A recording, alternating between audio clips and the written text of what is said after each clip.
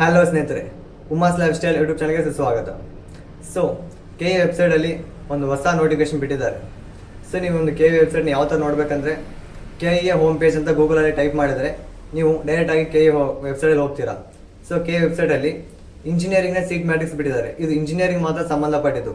ಯಾವುದೇ ಥರ B.Pharm ಆಗಿರ್ಬೋದು, ವೆಟನರಿ, BS ನರ್ಸಿಂಗ್ ಮತ್ತು ಅಗ್ರಿಕಲ್ಚರ್ಗೆ ಸಂಬಂಧಪಟ್ಟಿದ್ದಲ್ಲ. ಸೊ ಇಂಜಿನಿಯರ್ ಸೀಟ್ ಮ್ಯಾಟ್ರಿಕ್ಸಲ್ಲಿ ನೀವು ಏನೇನು ನೋಡ್ಬೋದು ಅಂತಂದರೆ, ಒಂದು ಗೌರ್ಮೆಂಟ್ ಕಾಲೇಜಲ್ಲಿ ಎಷ್ಟು ಸೀಟ್ಸ್ ಇದ್ದಾವೆ, ಹಾಗೆಯೇ ಪ್ರೈವೇಟ್ ಕಾಲೇಜಲ್ಲಿ ಎಷ್ಟು ಸೀಟ್ಸ್ ಇದ್ದಾವೆ, ಪ್ರೈವೇಟ್ ಕಾಲೇಜಲ್ಲಿ ಗೌರ್ಮೆಂಟ್ ಸೀಟ್ಗಳು ಎಷ್ಟಿದ್ದಾವೆ, ಅದರ ಜೊತೆಯಲ್ಲೇ ಒಂದು ಫಿಸಿಕಲ್ ಹ್ಯಾಂಡಿಕ್ಯಾಪ್ಗೆ ಎಷ್ಟು ಸೀಟ್ಸ್ ಅವೈಲೇಬಲ್ ಇದ್ದಾವೆ, ಹಾಗೆಯೇ ಒಂದು ಸ್ಪೆಷಲ್ ಕ್ಯಾಟಗರಿಗೆ ಎಷ್ಟಿದ್ದಾವೆ, ಹೈದರಾಬಾದ್ ಕರ್ನಾಟಕ ಎಷ್ಟು ಸೀಟ್ಸ್ ಅವೈಲೇಬಲ್ ಇದ್ದಾವೆ, ಅದರ ಜೊತೆಯಲ್ಲೇ ಒಂದು SNK ಕೋಟಾಗೆ ಎಷ್ಟಿದ್ದಾವೆ, ರೂರಲ್ ಮತ್ತು ಕನ್ನಡ ಮೀಡಿಯಂಗೆ ಎಷ್ಟಿದ್ದಾವೆ ಅನ್ನೋದನ್ನು ಈ ಒಂದು ಸೀಟ್ ಮ್ಯಾಟ್ರಿಕ್ಸಲ್ಲಿ ನೀವು ಪೂರ್ಣವಾಗಿ ತಿಳ್ಕೊಬೋದಾಗಿದೆ.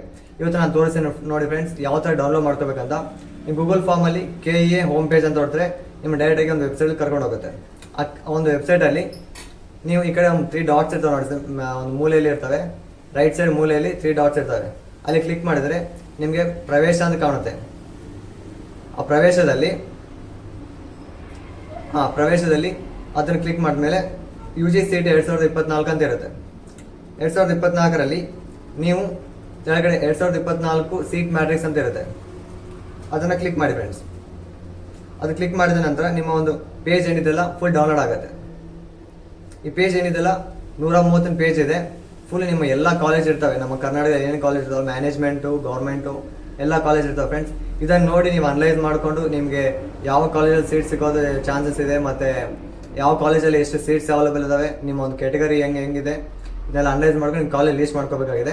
ಅದ್ರ ಜೊತೆಯಲ್ಲೇ ಒಂದು ಸ್ವಲ್ಪ ಬದಲಾವಣೆಗಳಾಗ್ತವೆ ಫ್ರೆಂಡ್ಸ್. ಇದರಲ್ಲಿ ಕಾಲೇಜ್ ಲೀಸ್ಟಲ್ಲಿ ಒಂದು ಏನಾದರೂ ಸೀಟ್ಸ್ ಹೆಚ್ಚು ಕಡಿಮೆ ಆಗೋದು ಮತ್ತು ಅಥವಾ ಕಾಲೇಜ್ ಲೀಸ್ಟ್ ಆಗಿರ್ಬೋದು ಸ್ವಲ್ಪ ಹೆಚ್ಚು ಕಡಿಮೆ ಆಗ್ತವೆ, ಸ್ವಲ್ಪ ಬದಲಾವಣೆ ಆಗಿರ್ತವೆ.